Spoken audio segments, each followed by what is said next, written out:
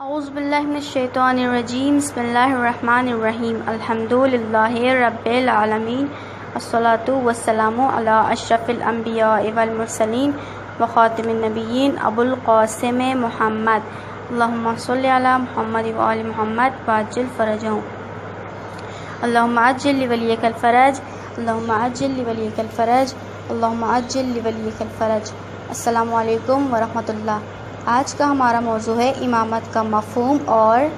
مقام و منزلت۔ دینی اصطلاح میں امامت کے مختلف معنی بیان کیے گئے ہیں۔ اہل سنت کے نظریے کے مطابق امامت دنیاوی حکمرانی کا نام ہے،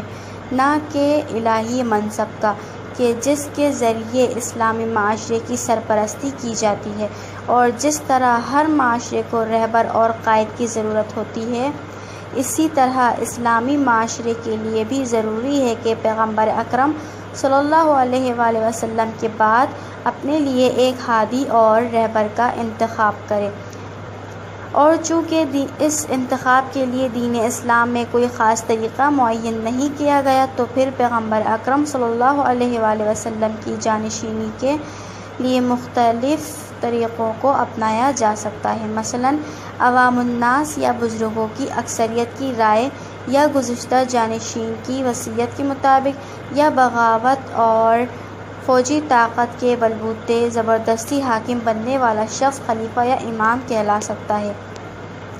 جبکہ شیعہ امامت کو نبوت کا استمرار، امام کو مخلوق اور خالق کے درمیان حجت خدا اور فیض الہی کا واسطہ مانتے ہیں۔ لہٰذا شیعوں کا عقیدہ ہے کہ امام کو صرف خدا معین فرماتا اور پیغمبر کے ذریعے اس کا تعارف کرواتا ہے۔ نظریہ امامت کی اس عظمت اور بلندی کا راز یہ ہے کہ اہل تشیع امام کو نہ صرف اسلامی معاشرے کا سرپرست اور حاکم مانتے ہیں، بلکہ احکام الہی کا بیان کرنے والا، مفسر قرآن اور راہ سعادت کی ہدایت کرنے والا مانتے ہیں۔ بلکہ شیعہ ثقافت میں امام عوام کی دینی اور دنیاوی مسائل کو حل کرنے والی شخصیت کا نام ہے،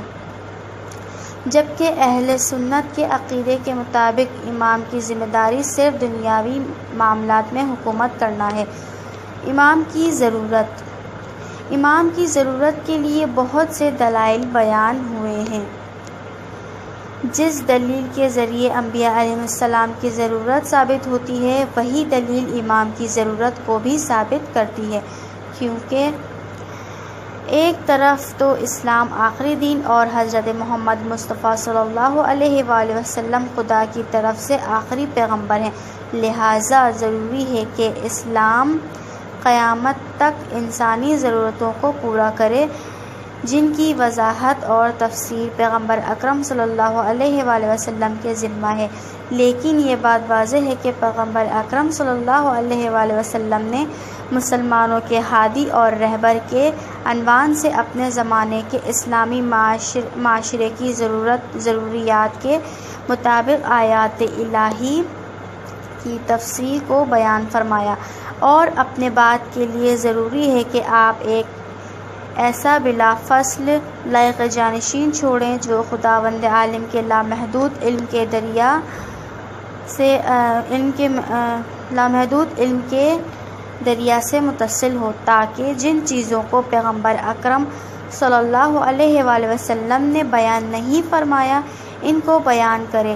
اور ہر زمانے میں اسلامی معاشرے کے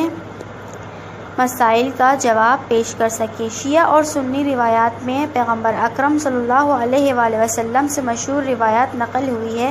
کہ انی تارک فیکم الثقلین کتاب اللہ و اطرتی ما ان تمسکتم بہما لن تضلوا بعدی ابدا، یعنی بلا شبہ میں تمہارے درمیان دو گران قدر چیزیں چھوڑے جا رہا ہوں، قرآن اور میرے اہل بیت علیہ السلام۔ جب تک تم ان دونوں سے تمسک رکھو گے تو میرے بعد کبھی بھی گمراہ نہ ہوگے۔ آپ کے فرمان کے مطابق پیغمبر اکرم صلی اللہ علیہ وآلہ وسلم کی چھوڑی ہوئی میراث کے محافظ اور قرآن کریم کے حقیقی مفسر اور اس کے صحیح معنی کو بیان کرنے والے ہر زمانے میں موجود ہیں، تاکہ دین خدا خود غرض افراد اور دشمنوں کے ذریعے تحریف کا شکار نہ ہو جائے اور انسان ان ہستیوں کی رہنمائی میں ایسی تربیت پا سکے جو انسانیت کے شایان شان ہے، اور ان آسمانی رہبروں کی رہنمائی کے زیر سایہ انحراف اور اپنے سرکش نفس کے جال اور بیرونی شیاطین کے شر سے محفوظ رہ سکے۔ مذکورہ بالا مطالب سے یہ بات روشن ہو جاتی ہے کہ عوام الناس کے لیے امام کا ہونا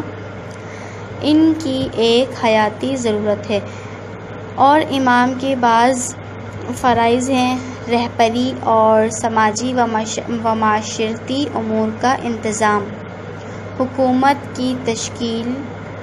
دین خدا کو تحریف سے بچانا اور قرآن کے صحیح معنی و مفہوم بیان کرنا، لوگوں کا تزکیہ نفس اور ان کی معنوی ہدایت کرنا۔ امام کی خصوصیات: پیغمبر اکرم صلی اللہ علیہ وآلہ وسلم کا جانشین، جو کہ دین کی حیات کو دوام بخشنے